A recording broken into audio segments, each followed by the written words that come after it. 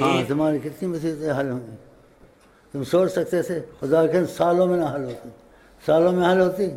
एड़ी चोटी का दौर है, तुमने बात मानी, उनकी तरफ आ गए, सब हो गए। धक्के और जलील होना नहीं पड़ा।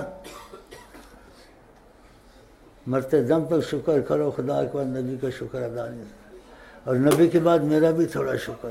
हाँ तो मैंने लगाया तुमको, तो मेरी दुआ ज़रूर करना, अल्लाह मुझसे हिसाब किताब, ये अमानत है तुम्हारी, अमानत ख्याल करोगे। हाँ मेरी दुआ करना, वरना कोई नहीं मेहनत करता आजकल इतने, मैं बहुत मेहनत करता हूँ। मेहनत के अलावा तुम्हारी तसल्ली के लिए रियाकारी है तो अल्लाह बख्शे। तहज्जुद को खुदा को ख़वास वास्ते उसके नबी के उसकी ज़ात के डाल के अल्लाह की कसम आप लोगों की मुश्किलों की दुआएं करता हूँ, और इस बात में अल्लाह को गवाह करता हूँ, मैं झूठ नहीं कहता हूँ कि आप लोगों को राहत की खबरें सुनूँ, दीन दुनिया रिज़्क़ की मुझे राहत हो।